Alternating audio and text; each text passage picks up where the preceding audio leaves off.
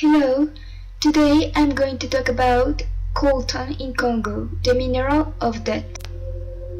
Coltan is a dual black metallic ore formed by the mixture of columbite and tantalite. The main characteristic of tantalum is the heat resistance and being an excellent conductor capable of withstanding high temperatures. This makes it ideal for being used in various electronic devices. Coltan allows, for example, that devices that use batteries keep the charge longer, because the next generation microchips that are made with it optimize electricity consumption. However, these technological advances are the facade of a real humanitarian tragedy. It is estimated that for every kilogram of coltan have died between 2 or 3 children.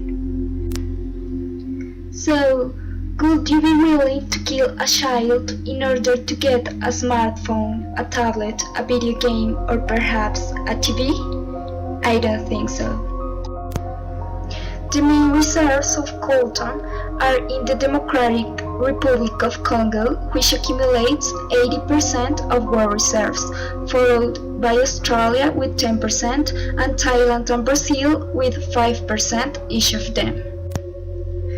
This mineral has become a component of death because it's the source of many conflicts, as it has stimulated wars between different racial groups in the Congo. Besides these wars that have left millions of victims, coltan extraction entails another serious problem: labor exploitation, especially for children. They work in such poor conditions that this is similar to slavery. According to African Future, in alluvial deposits they work daily more than 20,000 miners under a repressive system by the multinationals. In 2000 and 2001, multinationals paid their workers $4 or $5 the kilogram of coltan. Today is paid for $2, being the enterprise in the international market for $400. This is totally unfair for workers.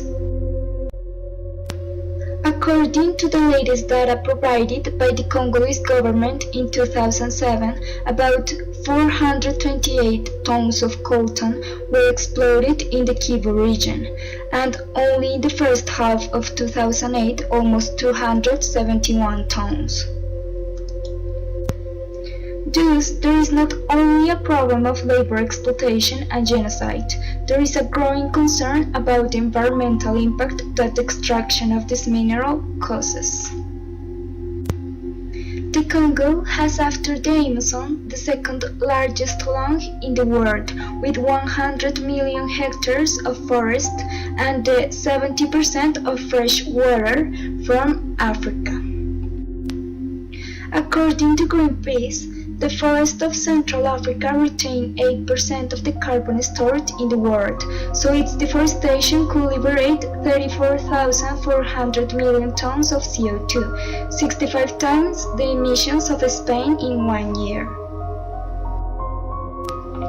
In conclusion, sadly, on the basis of technological development which we live, to the massive presence in every home of televisions, computers and mobile phones, among other devices, the Democratic Republic of Congo should be today one of the richest countries on earth, but it is not.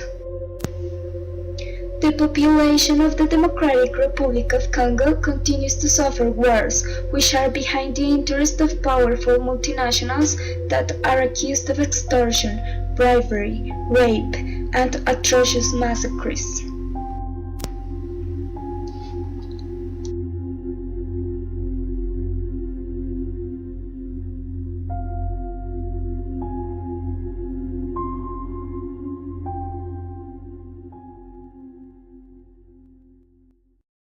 Created using Powtoon.